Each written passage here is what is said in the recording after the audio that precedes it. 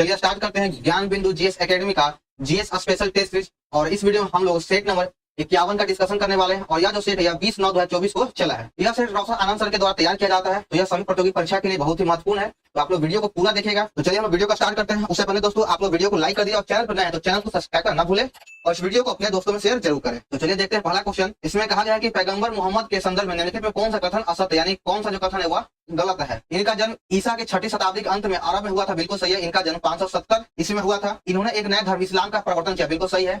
मुस्लिम संवत जो हिजरी कहा था वह 622 ईस्वी में आरंभ किया गया था, यह भी सही है। पैगंबर मोहम्मद साहब का मृत्यु 832 ईस्वी में हुआ था, बिल्कुल गलत है। इनका जो मृत्यु था वह 632 ईस्वी में हुआ था। तो आपका ऑप्शन नंबर डी गलत है। 2 नंबर में मिलान करना है, सूची 1 का 2 को मिलाना है। सबसे पूर्वोत्तर बिंदु हो जाएगा आलमगीरपुर, यह हिंडन नदी के किनारे, हिंडन नदी किनारे यूपी में था, उत्तर प्रदेश में था। सबसे दक्षिणी बिंदु हो जाएगा दैमाबाद जो महाराष्ट्र में गोदावरी नदी के किनारे है। सबसे पश्चिमी बिंदु हो जाएगा सुतकागेंडोर जो पाकिस्तान में दास नदी के किनारे है। सबसे उत्तरी बिंदु हो जाएगा मांडा जो जम्मू कश्मीर में चिनाब नदी के किनारे स्थित है। तो इसका सही ऑप्शन हो गया ऑप्शन नंबर ये। इसको एक बार फिर से देख लेते हैं। सबसे पूर्वी बिंदु है आलमगीरपुर, सबसे दक्षिणी बिंदु दैमाबाद महाराष्ट्र में है, सबसे पश्चिमी बिंदु सुतकागेंडोर हो गया, सबसे उत्तरी बिंदु मांडा हो गया। टीपू सुल्तान के विरुद्ध अंतिम युद्ध में अंग्रेजों की सेना का नेतृत्व निम्नलिखित में किसने किया था। इसका नेतृत्व जनरल सर डेविड बेयर्ड के द्वारा किया गया था, एक नंबर सही है। निम्नलिखित में कौन एशियाटिक सोसाइटी ऑफ बंगाल के गठन से संबंधित नहीं है। तो इसका ऑप्शन नंबर डी सही हो जाएगा। लॉर्ड कॉर्नवालिस का संबंध एशियाटिक सोसाइटी ऑफ बंगाल से नहीं था। एशियाटिक सोसाइटी ऑफ बंगाल की स्थापना विलियम जोन्स के द्वारा किया गया था 1784 ईस्वी में और इन तीनों का संबंध इससे है। भारत छोड़ो आंदोलन के दौरान किन किन जगहों पर समांतर सरकार की स्थापना किया गया था। समांतर सरकार की स्थापना 1943 ईस्वी में किया गया था और यह 1943 से 45 तक चला और इसकी स्थापना बलिया, तामलुक और सतारा ये तीनों जगह किया गया था।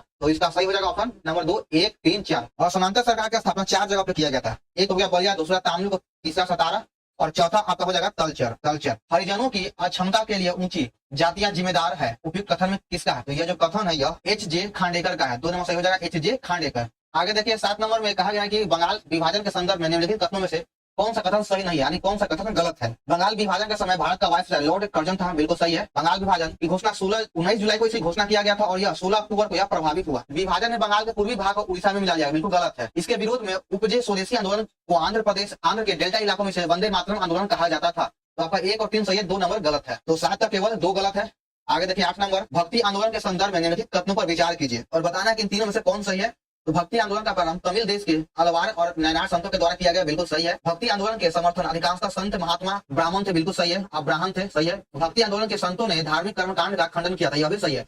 तो इसमें से आपका तीनों कथन सही है, उपयुक्त में से सभी है। मुगल साम्राज्य कई इकाइयों में बटा हुआ था, उनका सही क्रम क्या है। तो इसका सही क्रम हो जाएगा सबसे पहले हो जाएगा सूबा, सूबा के बाद सरकार आ जाएगा, सरकार के बाद परगना, परगना के बाद गांव। इन 4 भागों में बटा हुआ था। तो 1 नंबर सही हो जाएगा। आगे देखिए 10 नंबर में कहा गया है कि भारत में पहला फैक्ट्री कानून किस वर्ष बनाया गया। भारत में पहला फैक्ट्री कानून को 1881 में लागू किया गया था और यह इस समय भारत के वायसराय लॉर्ड रिपन था। लॉर्ड रिपन के कार्यकाल में ही पहला फैक्ट्री अधिनियम लागू किया गया। अंग्रेजों की पंजाब विजय के संदर्भ में विचार कीजिए और बताइए कि कौन सा कथन सही है। 1845 ईस्वी में पहला अंग्रेज सिख युद्ध हुआ और खालसा की हार के साथ युद्ध समाप्त हुआ, बिल्कुल सही था। यह पंजाब पर जिस समय अंग्रेजों का कब्जा हुआ उस समय डलहौजी गवर्नर जनरल था, लॉर्ड डलहौजी भारत का गवर्नर जनरल था, यह भी सही है। 1848 ईस्वी में पंजाब में अंग्रेजों के खिलाफ कई विद्रोह हुए और उसके बाद दूसरा अंग्रेज सिख युद्ध हुआ। तो तीनों कथन आपका सही है।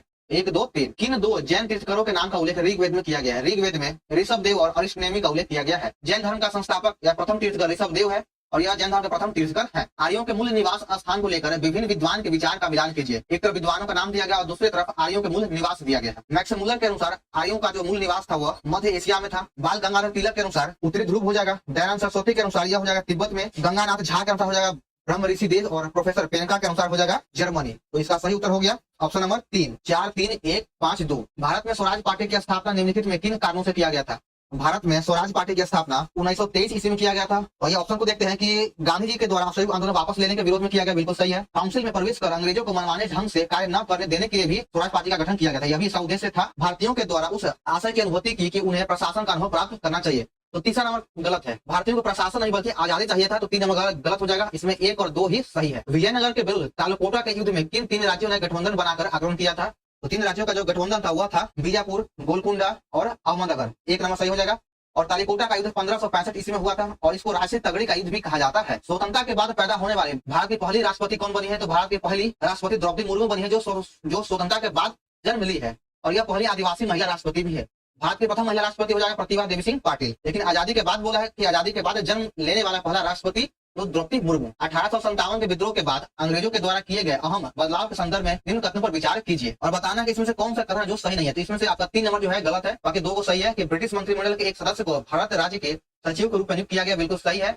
भारत के गवर्नर जनरल को इंग्लैंड के राजा या रानी का निजी प्रतिनिधित्व घोषित कर दिया गया था, यह भी सही है। मुसलमानों की जमीन और संपत्ति बड़े पैमाने पर जब्त किया गया, तो यह गलत है, जमीन को जब्त नहीं किया गया था, तो इसमें से केवल 3 सही होगा। लुसितानिया नामक जहाज किस देश का था? लुसितानिया नामक जहाज ब्रिटेन का था, ब्रिटिश का था, और यह था इस जहाज को जर्मनी के द्वारा डुबा दिया गया था। मार्च 1946 में फ्रांस एवं वियतनाम के बीच होने वाला समझौता किस नाम से जाना जाता है?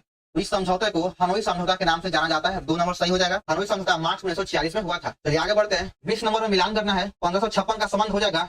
इस वक्त पानीपत का दूसरा युद्ध हुआ था और इसका संबंध हो गया हेमू और अकबर के बीच में हुआ था। 1526 में पानीपत का प्रथम युद्ध हुआ था और यह युद्ध बाबर और इब्राहिम लोदी के बीच में हुआ था। 1761 ईस्वी में पानीपत का तीसरा युद्ध हुआ था और यह युद्ध अहमद शाह अब्दाली और मराठा के बीच में हुआ था। 1739 ईस्वी में नादिर शाह के द्वारा दिल्ली में कत्लेआम किया गया था, तो 20 का 3 नंबर सही होगा। 1977 में पंचायती राज व्यवस्था की समीक्षा के लिए गठित समिति की अध्यक्षता किसने किया?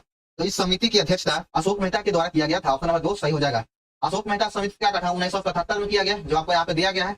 बलवंत राय मेहता का समिति का गठन 1957 में किया गया था और इन दोनों का संबंध पंचायती राज से था। जगजीवन राम को बाबू भी कहा जाता है। आगे देखिए कि भारतीय संविधान के 89वें संविधान संशोधन अधिनियम 2003 ने निम्नलिखित में किस आयोग की स्थापना किया था?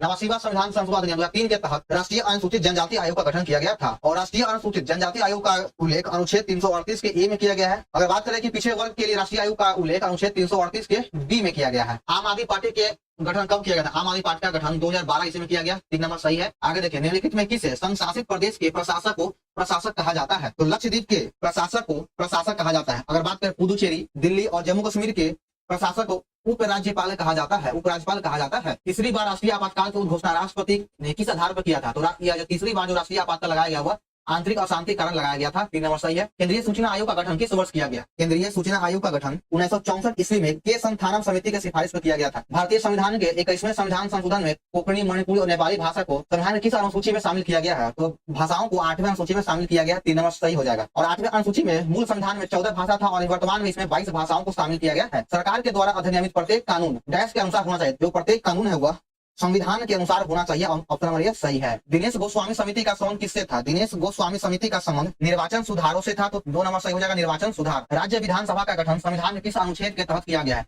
राज्य विधानसभा का गठन संविधान के अनुच्छेद 170 के तहत किया गया। राज्य विधानसभा का गठन अनुच्छेद 170 में है। अगर बात करें अनुच्छेद 169 में, तो 169 में विधान परिषद के गठन और समाप्ति का बात कहा गया है। अगर 174 में, अनुच्छेद 174 में कहा गया है कि विधानमंडल की बैठक का उल्लेख 174 में है। किसी राष्ट्रीय उद्यान में कछुआ की 4 प्रजातियां पाया जाता है, तो कछुआ के 4 प्रजाति भितरकनिका राष्ट्रीय उद्यान में पाया जाता है, जो उड़ीसा में है, उड़ीसा में स्थित है। सुल्तानपुर राष्ट्रीय उद्यान हरियाणा में पड़ता है। सिमलीपाल भी उड़ीसा में आपका है और केवलादेव राष्ट्रीय उद्यान ये राजस्थान में है। आगे देखिए कि नाभिकीय अभिक्रियाओं से संरक्षित रहता है कौन? नाभिकीय अभिक्रियाओं में केवल ऊर्जा का हमेशा संरक्षण रहता है, 2 नंबर सही हो जाएगा। भविष्य का ईंधन किसे कहते हैं? भविष्य का ईंधन हाइड्रोजन को कहा जाता है, 2 नंबर सही है। यह प्रश्न रेलवे में बहुत बार पूछा जा चुका है। निम्न में कौन पारिस्थितिकी तंत्र का अकार्बनिक घटक है? पारिस्थितिकी तंत्र का अकार्बनिक घटक हो जाएगा कार्बन डाइऑक्साइड, 4 नंबर सही है। निम्नलिखित तिथियों में किस दिन भारत में नागरिक सेवा दिवस सिविल सर्विस डे मनाया जाता है? सिविल सर्विस डे 21 अप्रैल को मनाया जाता है। अगर बात करें 21 जून को, तो 21 जून को योग दिवस मनाया जाता है। समुद्री वातावरण में मुख्य प्राथमिक उत्पाद कौन होता है? समुद्री वातावरण में प्राथमिक उत्पाद फाइटोप्लैंक्टन होता है, 3 नंबर सही हो जाएगा, फाइटोप्लैंक्टन। जनसंख्या का पारिस्थितिकी अध्ययन किसे कहते हैं? जनसंख्या का पारिस्थितिकी अध्ययन को केमिकोलॉजी कहा जाता है, 4 नंबर सही है। किसी जीव में हानिकारक पदार्थों के एकत्रीकरण को क्या कहा जाता है? इसके एकत्रीकरण को जैव संचयन कहा जाता है, 1 नंबर सही हो जाएगा।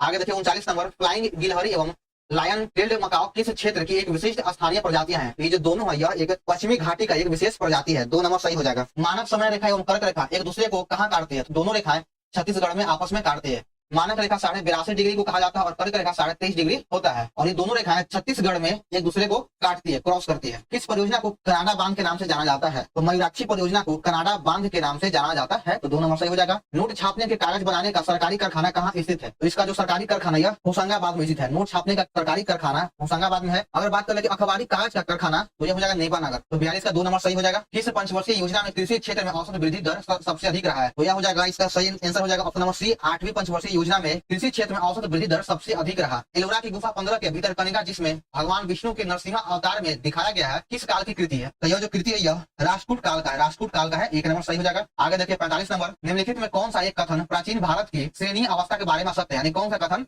गलत है? गलत को चुना है, तो इसमें से आपका ऑप्शन नंबर 4 गलत है, इसलिए कि श्रेणी अवस्था मात्र उत्तर भारत में प्रचलित है। यह उत्तर भारत नहीं बल्कि दक्षिण भारत में भी स्थित है। तो इसलिए ऑप्शन नंबर 4 गलत है। निम्न में कौन मुस्लिम लीग के सदस्य अंतरिम मंत्रिमंडल में शामिल नहीं हुआ था? अंतरिम मंत्रिमंडल में आसफ अली शामिल नहीं हुआ, तो 4 नंबर सही हो जाएगा। अंतरिम मंत्रिमंडल का गठन 2 सितंबर 1946 को किया गया था। 9 डिग्री चैनल किसको अलग करता है, या 9 डिग्री चैनल कहाँ स्थित है? तो 9 डिग्री चैनल मिनिकॉय और लक्षद्वीप, मिनिकॉय और लक्षद्वीप को अलग करता है। 8 डिग्री चैनल मालदीव और मिनिकॉय को अलग करता है। तो 9 का 47 का 3 नंबर सही हो जाएगा। एंटवर्प हीरे के तराशने एवं व्यापार का एक अग्रणी स्थल कहाँ पर स्थित है? यह जो अग्रणी स्थल यह बेल्जियम में स्थित है, तो 4 नंबर सही हो जाएगा। राष्ट्रीय अनुसूचित जनजाति आयोग का प्रथम अध्यक्ष कौन था? राष्ट्रीय अनुसूचित जनजाति आयोग के प्रथम अध्यक्ष यूएस डेवर है, 1 नंबर सही है, यूएस डेवर। अगर बात करें ठक्कर बापा को, तो ठक्कर बापा को जनजाति के पितामह कहा जाता है। प्रधानमंत्री उज्ज्वला योजना की शुरुआत कब किया गया था? इसका शुरुआत 1 मई 2016 को किया गया था, 1 नंबर सही हो जाएगा। आगे बढ़ते हैं। निम्नलिखित में कौन सी किस्म गेहूं की HIV नहीं है, HYV नहीं है, तो यह हो जाएगा रत्ना। रत्ना इसका सही आंसर है। नियोजन काल में भारत का विदेश व्यापार क्या था? तो इसका सही आंसर हो जाएगा ऑप्शन नंबर 3, मात्र व मूल्य दोनों में बढ़ा है। आगे देखिए 53 नंबर, इसमें कहा गया है कि यथा वित्तीय विश्व में प्रयुक्त पद FDI में F का फुल फॉर्म क्या होता है? F किसको दर्शाता है? तो यह होगा फॉरेन को दर्शाता है, 3 हो जाएगा फॉरेनर। भारत की राष्ट्रीय आय में किस क्षेत्र का सबसे कम योगदान है? तो भारत की राष्ट्रीय आय में सबसे कम योगदान प्राथमिक क्षेत्र का है, और सबसे अधिक योगदान पूछेगा तो तृतीय क्षेत्र का हो जाएगा। तो 54 का 1 नंबर सही है। महासागरीय सतह पर निर्माण किस प्रकार के चट्टान से हुआ है? तो महासागरीय सतह का निर्माण बेसाल्ट चट्टानों से हुआ है, 2 नंबर सही है। आगे देखते हैं। निम्नलिखित में किन देशों के समूह में भूमध्य रेखा गुजरता है? तो जो भूमध्य रेखा गुजरता है वह हो जाए कोलंबिया, केन्या और इंडोनेशिया से गुजरता है, तो 2 नंबर सही है। आगे देखिए, संसार का सबसे अधिक सक्रिय ज्वालामुखी कौन है? तो संसार का सर्वाधिक सक्रिय ज्वालामुखी किलाऊ है, जो हवाई द्वीप पर स्थित है। अगर बात करें कोटोपैक्सी का, तो यह इक्वाडोर में है, फ्यूजियामा जापान में है, विसुवियस इटली में है। चलिए आगे बढ़ते हैं। तटीय प्रवाल भित्ति एवं स्थल खंड के बीच विकसित होने वाले लैगून को क्या कहा जाता है? तो इसको बोट चैनल कहा जाता है, 4 नंबर सही हो जाएगा। 2011 की जनगणना भारतीय जनगणना इतिहास की कौन सी जनगणना है? तो यह जो है 15वीं जनगणना है। अगर पूछा जाए कि आजादी के बाद कौन सी है, तो आजादी के बाद यह 7वीं हो जाएगा। निम्न में कौन सा कथन असत्य, यानी कौन सा कथन है जो गलत है? तो इसमें से आपका 3 नंबर गलत है कि मारवा गोवा देश का सबसे गहरा बंदरगाह, यह बिल्कुल गलत है। देश का सबसे गहरा प्राकृतिक बंदरगाह जो है वह विशाखापट्टनम है, पत्तनम है। 61 नंबर का मिलान करना है। एक तरफ इस्पात संयंत्र है, दूसरी तरफ सहयोगी देश दिया गया है। तो राउरकेला का निर्माण जर्मनी के सहयोग से किया गया है, भिलाई का निर्माण पूर्व USSR के सहयोग से किया गया है यानी रूस से, दुर्गापुर का निर्माण ब्रिटेन के सहायता से किया गया है, और बोकारो का निर्माण रूस की सहायता से किया गया है। तो आपका 4 नंबर ही गलत है। कर्नाटक राज्य में स्थित बाबा बुदन की पहाड़ी निम्नलिखित में किस खनिज के खनन के लिए प्रसिद्ध है? बाबा बुदन की पहाड़ी से लौह अयस्क का उत्पादन किया जाता है, 2 नंबर सही हो जाएगा। निम्नलिखित में कौन सा एक सुमेलित नहीं, यानी किसका जो मिलान हुआ गलत है? आंसी राष्ट्रीय उद्यान कर्नाटक में बिल्कुल सही है। बालप्रकम राष्ट्रीय उद्यान मेघालय में, यह भी ठीक है। चंदौली राष्ट्रीय उद्यान गुजरात, ये गलत है। चंदौली राष्ट्रीय उद्यान महाराष्ट्र में है। हेमिस राष्ट्रीय उद्यान लद्दाख में है, तो आपका 3 नंबर गलत है। भारत में अलकनंदा नदी का भागीरथी नदी में संगम कहाँ होता है? तो इन दोनों नदियों के संगम को देवप्रयाग कहा जाता है, 3 नंबर सही होगा। चाय की पत्तियों के क्यूरिंग में किसका उपयोग होता है? तो चाय की पत्तियों के क्यूरिंग में जीवाणु का उपयोग किया जाता है, 1 नंबर सही हो गया। आगे देखिए, गुदेदार थैलेमस किसमें खाने योग्य होता है? तो गुदेदार जो थैलेमस होता है वह सेब में खाने योग्य भाग है। आगे देखते हैं 67 नंबर, निम्नलिखित फसलों में से ब्लास्ट रोग किसे संबंधित? तो ब्लास्ट रोग का संबंध चावल से हो जाएगा, 1 नंबर हो जाएगा चावल। निम्नलिखित में कौन से जीव त्रिकोण की नहीं होता है? तो इसका सही उत्तर हो जाएगा ऑप्शन नंबर 3, प्लेंटीहेल्मिन्थीज। आगे बढ़ते हैं कि हमारी छोड़ी हुई सांस की हवा में कार्बन डाइऑक्साइड की मात्रा लगभग कितना होता है?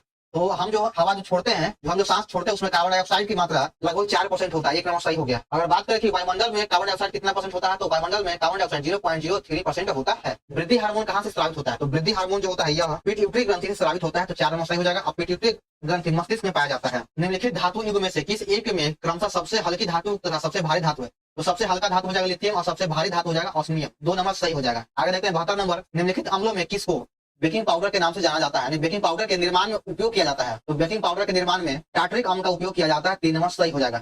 ऑक्जेलिक अम्ल टमाटर में पाया जाता है, तो याद रखिएगा। जंग एक ऐसा उदाहरण है, तो जंग एक प्रकार का यौगिक का उदाहरण है, ऑप्शन नंबर ये सही है। किसकी उपस्थिति के कारण पीतल का रंग हवा में फीका पड़ जाता है? तो सही उत्तर हो जाएगा ऑप्शन नंबर 2, हाइड्रोजन सल्फाइड की उपस्थिति के कारण। यदि चुंबकीय छड़ के उत्तरी या दक्षिणी ध्रुव के पास प्रतिचुंबकीय पदार्थ लगाया जाता है, तो यह ध्रुवों के द्वारा प्रतिकर्षित होता है, 2 नंबर सही हो जाएगा। एटम बम किस सिद्धांत पर काम करता है? तो एटम बम नाभिकीय विखंडन के सिद्धांत पर बनाया जाता है या फिर काम करता है, तो 1 नंबर सही है। लेंज का नियम किसके संरक्षण के नियम का नतीजा है? तो लेंज का नियम ऊर्जा के संरक्षण को बताता है, 1 नंबर सही हो जाएगा। ध्वनि के वेग पर किसका प्रभाव नहीं पड़ता? तो ध्वनि के वेग पर दाब का कोई असर नहीं होता, ऑप्शन नंबर 3 बिल्कुल सही है, दाब। निकट दृष्टि दोष दूर करने के लिए निम्न में से कौन सा लेंस का उपयोग किया जाता है? तो निकट दृष्टि दोष को दूर करने के लिए नतोदर यानी कॉन्क्लेव, जिसे आउटर लेंस कहते हैं, इसका उपयोग किया जाता है, तो 2 नंबर सही हो जाएगा। आगे देखते हैं 80 नंबर की जब वाष्प द्रव में घनीभूत होता है तो क्या होगा? तो जब यह द्रव में घनीभूत होता है तब यह उष्मा का निष्कर्षण करता है, 3 नंबर सही हो जाएगा। आगे है 81 नंबर, एक गेंद को क्षैतिज से किस कोण से फेंका जाए कि वह सबसे अधिकतम दूरी तक जाएगा? तो सबसे अधिकतम दूरी तक फेंकने के लिए हमको 45 डिग्री से फेंकना होगा, तो ऑप्शन नंबर ये सही है। राग भैरवी या राग भैरवी कब गाया जाता है? तो यह प्रातः काल में गाए जाने वाला गान है, तो ऑप्शन 4 सही है। जेमिनी राय ने कला के किस क्षेत्र में